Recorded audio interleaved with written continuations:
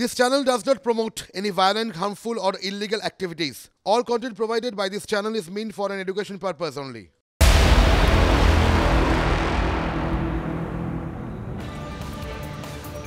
অন্যদিকে মালদার দিকে আমাদের অবশ্যই নজর রাখতে হবে, তার কারণ মালদার যে ঘটনা, যে নৃশংস ঘটনা, সেই ঘটনায় কিন্তু যথেষ্ট প্রভাব পড়েছে মালদা শহরে। দুষ্কৃতীদের তাণ্ডব সেখানে অব্যাহত থাকছে। হ্যাঁ, আজ সকাল থেকেও সেই ছবি দেখতে পাওয়া যাচ্ছে। দুষ্কৃতীদের তাণ্ডবের আতঙ্কে পরিবেশ মালদা শহরে। জোর করে আজও দোকানপাট বন্ধ করে দেওয়ার অভিযোগ ব্যবসায়ীরা করছেন। সেই অভিযোগ কিছুক্ষণ আগেও আপনাদের সেই ছবি আমরা দেখাচ্ছিলাম। তাদের আরও অভিযোগ, দোকানপাট খুলতে গেলেই নাকি হুমকি দেওয়া হচ্ছে, ফলে ভয়ে তারা দোকানপাট বন্ধ করে রেখেছেন। আমার সহকর্মী সুব্রত সেই মুহূর্তে রয়েছেন আমার সঙ্গে সরাসরি। আমি সুব্রতর সঙ্গে কথা বলবো। সুব্রত, কিছুক্ষণ আগেও যখন তোমার সঙ্গে আমার কথা হচ্ছিল, তুমি সেই ছবি দেখাচ্ছিলে, দোকানপাট বন্ধ, ভয়ে তারা দোকানপাট খুলতে পারছেন না, খুললেই আসছে হুমকি। তাহলে এরপর তারা কি বলছেন, তারা কি চাইছেন? একদমই তাই। তোমাকে বলি যে এখনো বহু দোকান, আমি একটা যে এলাকাতে দাঁড়িয়ে আছি, নাম্বার গভর্নমেন্ট কলোনি, এখানেও বেশ কিছু দোকান যদি তোমাকে দেখাই, সেখানে কিন্তু এখানেও কিন্তু বেশ কিছু দোকান বন্ধ রয়েছে।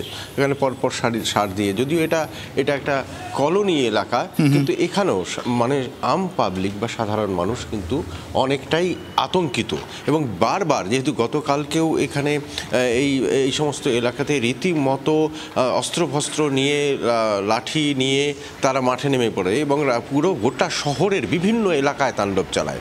কালকে তো সন্ধ্যের পর থেকে এমন সবাইকে বলি যে আতঙ্কের পরিস্থিতিটা এই জায়গায় যে কোনো মিডিয়াকে সেখানে ঢুকতে দেওয়া হচ্ছিল না। কোনো সংবাদ মাধ্যম, মানে আমরা যখন সেখানে সেই কভারেজ করতে যাচ্ছি, তখন আমাদের ওপরে হামলা হচ্ছে, আমাদের দিকে ইট ছোড়া হচ্ছে, একজনকে আটকে রেখে দিচ্ছে, পুলিশ গিয়ে তাকে উদ্ধার করে নিয়ে এসেছে। কিন্তু মানে একটা অরাজক অবস্থা এবং প্রকাশ্যে এইভাবে তাণ্ডব চলেছে।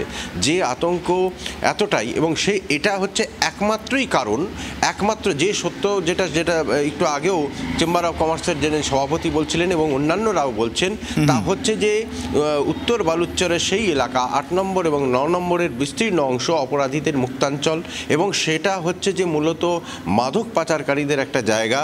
এবং সেখানে এই যে এইরকম একটা নির্মম ঘটনা ঘটেছে, এরকম একটা হত্যাকাণ্ড হয়েছে, সেটা তো মানুষের মধ্যে একটা ক্ষোভ, একেবারে এই ঘটনার পর মানুষের মধ্যে যে ক্ষোভ, সেই ক্ষোভের পরিস্থিতি রয়েছে। কিন্তু এই যে জুলুমবাজি চলছে, ব্যবসায়ীদের এই যে জুলুমবাজি চলছে, সেই জুলুমবাজি কেন, কি করছে প্রশাসন, এই জ্বলন্ত প্রশ্ন আমরা আরও একবার তুললাম। আমাদের অবশ্যই পরিস্থিতির দিকে নজরে থাকবে। ধন্যবাদ।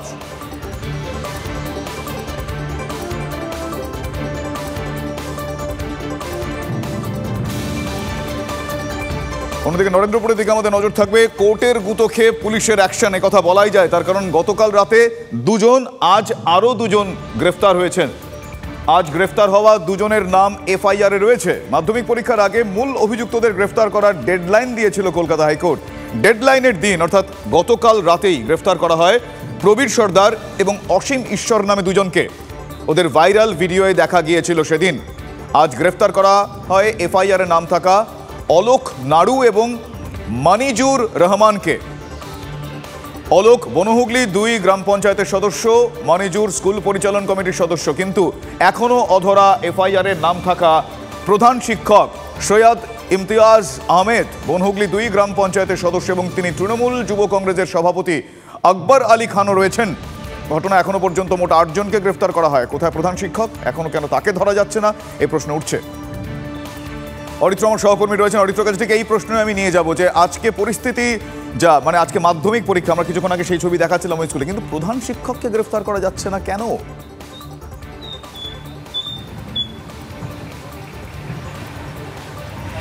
দেখো শুভজিৎ, ঘটনাক্রম পরপর সাজালে এটাই দাঁড়ায় যে কোর্টের নির্দেশের পরেই কিন্তু পুলিশ অ্যাকশন মোডে, এবং ঘটনার পরিপ্রেক্ষিতে যাকে ভাইরাল ভিডিওতে দেখা গিয়েছিল সেই প্রবীর সর্দার সহ আরও 3 জনকে গ্রেপ্তার করেছে মাধ্যমিক পরীক্ষা শুরু নির্ধারিত সময়ের আগে। আজকে মাধ্যমিক পরীক্ষা শুরু হয়েছে এবং বলরামপুর মন্মথনাথ এই যে বিদ্যামন্দির, সেখানে পরিবেশটা কিছুটা স্বাভাবিক করার চেষ্টা করা হয়েছে, কারণ বাইরের 5টি স্কুলের 231 জন পরীক্ষার্থী তারা সেখানে পরীক্ষা দিতে ইতিমধ্যে এসে পৌঁছে গিয়েছেন। কিন্তু প্রধান শিক্ষকের অনুপস্থিতির কারণে সেখানে মহকুমা শাসক থেকে শুরু করে ব্লক ডেভেলপমেন্ট আধিকারিক অর্থাৎ বিডিও, এক্সিকিউটিভ ম্যাজিস্ট্রেট সহ তারা সেখানে এসেছেন এবং ভেন্যু সুপারভাইজার দিয়ে পরীক্ষা একদিকে যেমন চলছে, তার পাশাপাশি এই প্রশ্নটা উঠছে যে প্রধান শিক্ষকের বিরুদ্ধে অভিযোগ সেই ইমতিয়াজকে কেন গ্রেপ্তার করা হলো না, তিনি কোথায়, তারা কি পুলিশ তাকে খুঁজে পাচ্ছে না? দেখো, স্থানীয় সূত্রে যেটা জানা যাচ্ছে যে এই যে প্রধান শিক্ষক এই স্কুলের, তিনি এলাকার যথেষ্ট প্রভাবশালী ব্যক্তি, এবং কেন তাকে এখনো পর্যন্ত গ্রেপ্তার করা হলো না সেই প্রশ্ন আমরা বিধায়িকা যিনি রয়েছেন এই এলাকার তার সামনেও প্রশ্ন রেখেছিলাম, কিন্তু তিনি কার্যত সেই প্রশ্ন এড়িয়ে গিয়েছেন এবং জানলার কাচ বন্ধ করে তিনি এই বিদ্যালয় থেকে সরাসরি বাইরে চলে গিয়েছেন। তার মানে এক্ষেত্রেও প্রভাবশালী তকমা, এক্ষেত্রেও প্রভাব খাটানোর বিষয়টা আছে কিনা তার একটা ইঙ্গিত, তার একটা ঝলক কিন্তু দেখতে পাওয়া যাচ্ছে, যে কারণে এই প্রশ্ন উঠছে। হ্যাঁ, অবশ্যই আমরা সে প্রশ্নের উত্তর খোঁজার চেষ্টা করব। ধন্যবাদ অরিত্র। আমি কথা বলছিলাম আমার সহকর্মী অরিত্র ঘোষের সঙ্গে। অন্যদিকে সুপ্রিম কোর্টে বড় ধাক্কা ঝাড়খণ্ডের পদত্যাগী মুখ্যমন্ত্রী হেমন্ত সোরেনের। কথা কেন বলছি, তার কারণ সেনাবাহিনীর জমি কেলেঙ্কারি মামলায় ইডির চ্যালেঞ্জকে, ইডির গ্রেফতারকে বলা ভালো, ইডির গ্রেফতারকে চ্যালেঞ্জ করে সুপ্রিম কোর্টে যান হেমন্ত। শীর্ষ আদালত হেমন্তকে হাইকোর্টে যেতে নির্দেশ দিয়েছে। হেমন্তের আইনজীবী কপিল সিব্বলকে সুপ্রিম কোর্টে প্রশ্ন, হাইকোর্টে কেন যাচ্ছেন না? হাইকোর্ট ও সাংবিধানিক আদালত, সকলেরই হাইকোর্টে মামলা করার অধিকার রয়েছে। আমার সহকর্মী জ্যোতির্ময় রয়েছেন এই মুহূর্তে আমার সঙ্গে সরাসরি। আমি জ্যোতির্ময়ের কাছ থেকে এই বিষয়ে আর কি আপডেট রয়েছে, আর কি পরিস্থিতি আমি জানতে চাইবো। জ্যোতির্ময়, প্লিজ। দেখো, ঝাড়খণ্ডের প্রাক্তন মুখ্যমন্ত্রী হেমন্ত সোরেন তার গ্রেপ্তারির পর যত দ্রুত সম্ভব বাইরে আসার জন্য কার্যত মরিয়া আইনি পদক্ষেপ করছেন। একদিকে তিনি সুপ্রিম কোর্টের দ্বারস্থ হয়েছিলেন, সুপ্রিম কোর্টে দ্রুত শুনানির আর্জি জানান। একজন মুখ্যমন্ত্রী সাংবিধানিক পদে রয়েছেন, তাকে কেন্দ্রীয় তদন্তকারী এজেন্সি গ্রেপ্তার করে নিয়েছে। ফলত সেই বিষয়কে গুরুত্ব দিয়ে সুপ্রিম কোর্টের প্রধান বিচারপতি তিনি একটি বিশেষ বেঞ্চ তৈরি করে দেন বিচারপতি সঞ্জীব খান্না এবং বেলা এম ত্রিবেদীর। এই বিশেষ বেঞ্চ আজ সকাল 10:30টায় তারা হিয়ারিং করে, কিন্তু তার মধ্যে হেমন্ত সোরেনের আইনজীবী তিনি ঝাড়খণ্ডে হাইকোর্টেও তিনি একটি রিট পিটিশন ফাইল করেছেন। আর ঠিক সেই কারণেই কিন্তু আজকে এই হেমন্ত সোরেনের আইনজীবীর পদক্ষেপের কারণেই সুপ্রিম কোর্টে কোনো রকম স্বস্তি পাওয়া গেল না। সুপ্রিম কোর্ট প্রথমেই যে বিষয়টি বলে যে যেহেতু হাইকোর্টে একটু রিট পিটিশন ফাইল করা হয়েছে, ফলত প্রথম তার হাইকোর্টের ওপরে নির্ভর করা উচিত, কারণ হাইকোর্ট একটি কনস্টিটিউশনাল কোর্ট এবং এক্ষেত্রে হাইকোর্টে আগে তার বক্তব্য শুনবে, তার পরবর্তী ক্ষেত্রে তার জন্য রাস্তা খোলা রয়েছে সুপ্রিম কোর্টের।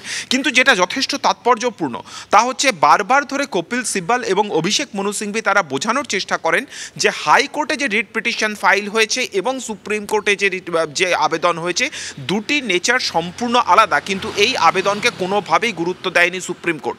এবং তার পাশাপাশি যেটা গুরুত্বপূর্ণ বিষয়, বিচারপতি সঞ্জীব খান্নার পর্যবেক্ষণ যে প্রত্যেক মানুষের জন্য কোর্ট সমান, যদি একজনকে সুযোগ দেওয়া হয় তাহলে অপরজন অর্থাৎ সাধারণ মানুষেরও এক্ষেত্রে সুযোগ পাওয়া উচিত। ফলত এক্ষেত্রে কখনোই আলাদা কোনো পথে চলতে পারে না সুপ্রিম কোর্ট। এবং অ্যাডিশনাল সলিসিটর জেনারেল এস.ভি. রাজু তিনি খুব স্পষ্টভাবে যে কথা বলেন যে এক্ষেত্রে বিশেষ বেঞ্চ গঠন করা হয়েছে, এই ধরনের সুবিধাও সাধারণ মানুষ পান না।